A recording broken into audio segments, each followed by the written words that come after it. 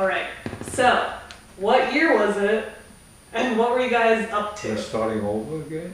Yeah, we gotta do the Yes. whole thing again. The whole thing. We had to reposition the camera. Okay. Okay.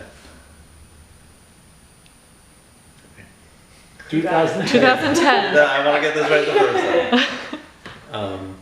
In 2010, my brother and I were visiting my parents down here in Florida, and we were working remotely for our jobs, and we were using laptops on our laps all day. If for hours at a time, not talking to us, all you're doing is playing on your laptop. Well, we were working remotely. That's what we needed to do. You were working in New York at that time. Right? Yeah.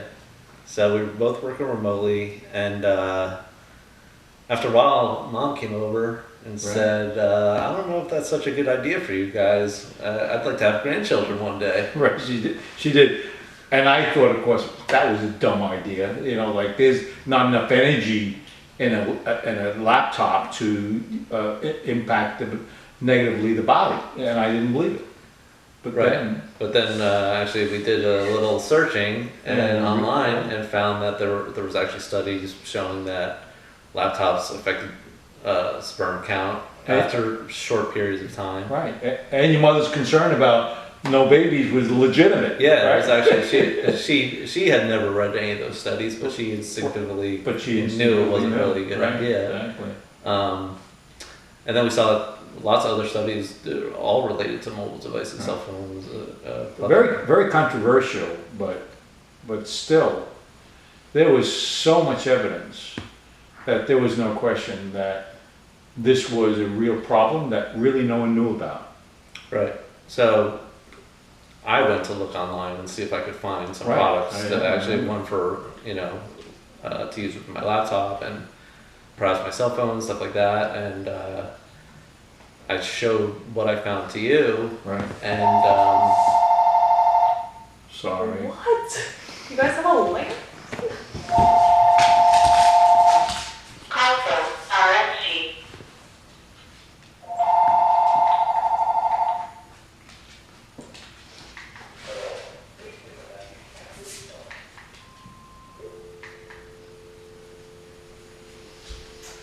What do I do with will it this? turn off? Republican National Convention. Will it turn on? Or, That's all. okay, now, how do I All get right, rid where of was it? I? So, You were talking about how you went and tried to find a product for yourself that worked. so I Wait, we'll wait until Murphy Hey, Murphy. goes on the carpet. Or stops walking. I'm just gonna stand there. Okay. Go for it. so I went to look online to see if there was any All right. laptop shields that I could buy for me and my brother, and perhaps even for our cell phones and stuff like that. See what's out there, and I showed what I found to you, and you actually looked at it and you're like, "This is not really." I said it's Gonna help. solving half of the problem, but there's still another half of the problem that has to be solved. Nothing had everything it needed. Right. So because you had your background as an engineer for many years at Bell Labs, AT&T, Right. Exactly. and other telecom companies, and you worked directly with this stuff. I did for And- years. I wrote the standards and did the analysis of these technologies. Right. So I guess since there wasn't anything out there, you started to look at what we could do. Yeah, as you remember, in Bell Labs, there was certain shielding used in the transatlantic cabling that went for communications to England. And that material we began looking at as a potential for the Defender pad. At that time, we were thinking maybe we can find a pad that we could make that could be part of it, but it was not enough.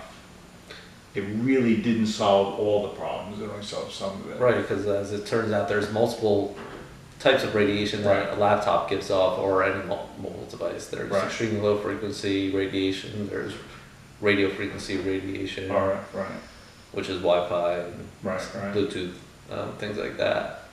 So we studied this stuff for almost 6 months, right? I tested literally all of this material. We tried to find something that we thought would work, and then we created a prototype, actually. Do you remember this? I think this was yours, or was this Danny? This is mine. Was it yours? Yeah, Yeah. so it turns out you needed 3 types of shielding to block the Right, different emissions, Right. and then you put silicone on top to block the heat. right, because that's Um, dangerous as well. Right. So this was literally what you made for us, and Then your friends we wanted made some some, for then their neighbors wanted some. yeah, so family and friends, Right, and then we started to look at maybe we could, make these for people, right, for the public. right.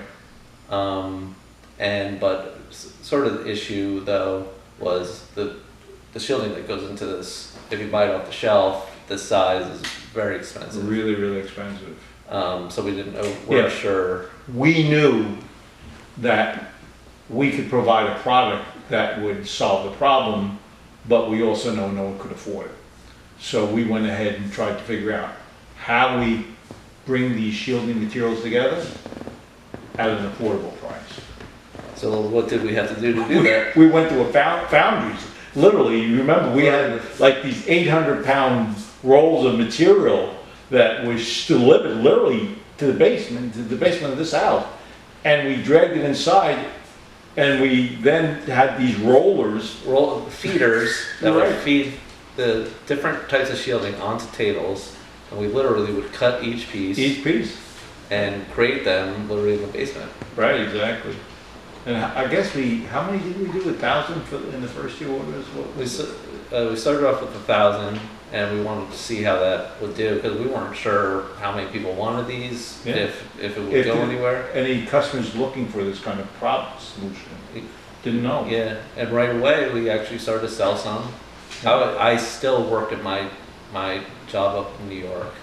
That's right, you were doing the website build out, and you were working full time. I was working full time, and you were doing customer service. Right. So we Yeah, were. that was fun.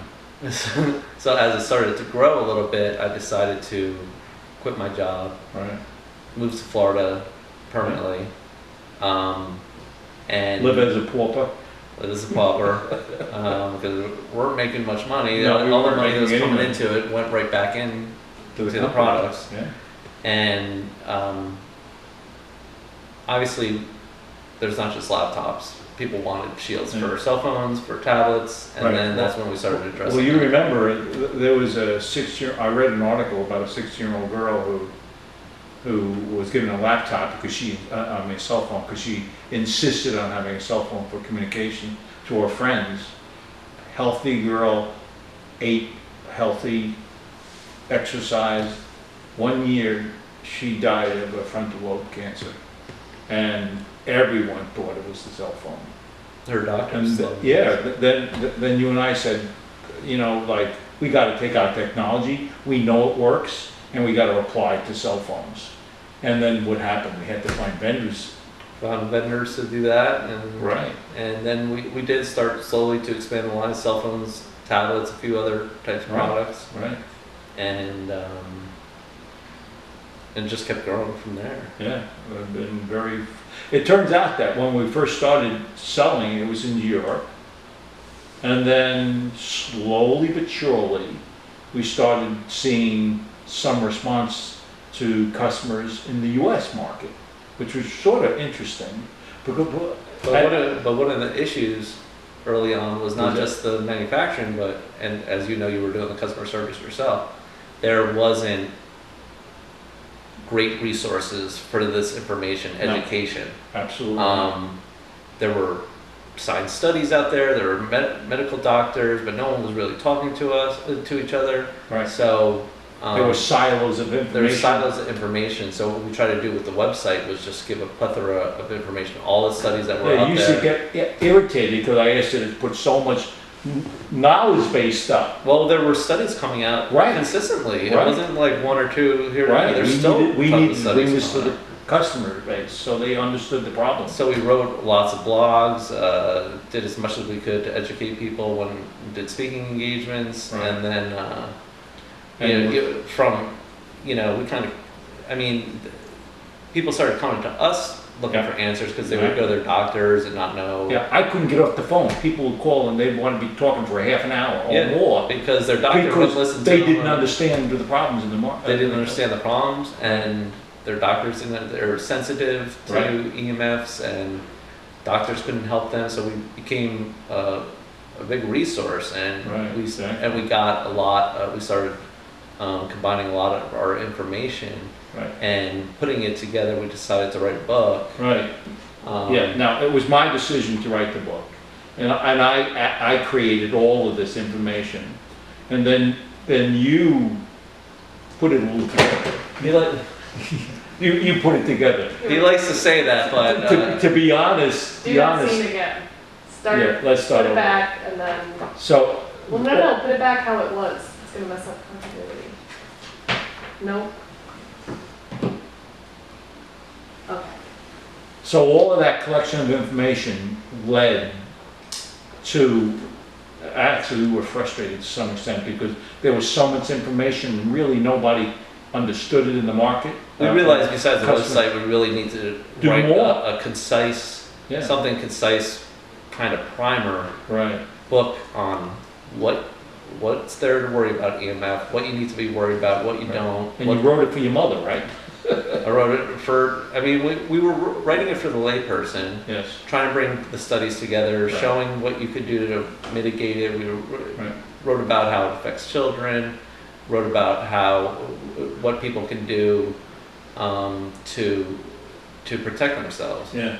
Now, this was the book, Radiation Nation, and I always joke around saying that I wrote the book, and you sort of came along with me, but it was really hard to bring all this information together in a way people could understand. That was the hardest part about it, not the about. information. It took a long time for us to really put it together in a linear fashion so people could understand it. Right, exactly. And keep it compact enough to where it wasn't going on and on about science, but it's like getting the general idea of everything. So it's been a great help to people, I believe. Yeah.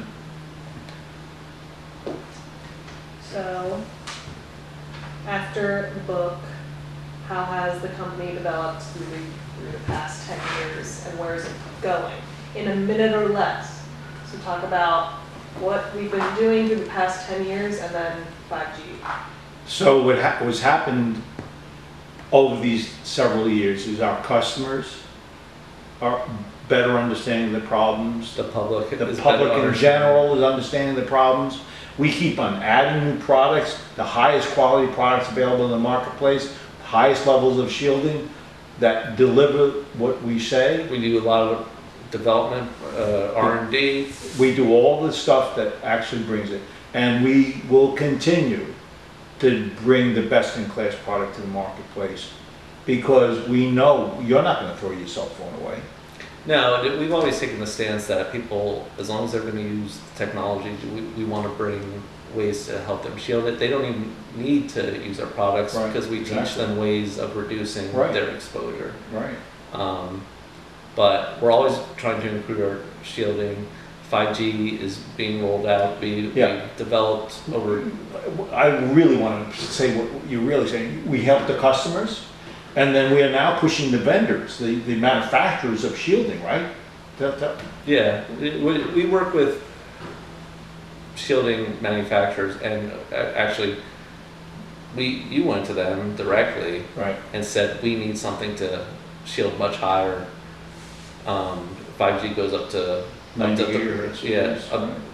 And we need to shield for that. So we work directly, give them the specs of what we need, and we've created shielding for 5G, the best in the world by far. I don't think anybody else does, even remotely comes close to what we do. Shields up to 90 gigahertz. Yep.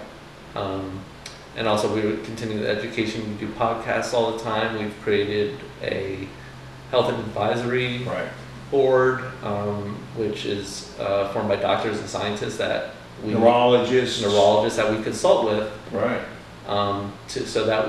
so that we have a good understanding of what's going on in the medical and science fields as we improve our shielding. All right, and How do you guys like working with each other every day? It's really hard. It's really difficult to work. It's really difficult to work with your father, but Yeah. somehow my Yeah. my passion for EMF protection is what keeps me going. You know, you think your kids are gonna be out of the house after 18 and you don't have to deal with them anymore? They go to college. Well, not this case. He's still here. I'm sure all the viewers out there can have empathize with me of having to work with your father every day. Well, actually, working is an interesting word he uses because he You don't work closes at all. the door, and I don't know if anything comes out and work. I don't know. Perfect, we're done.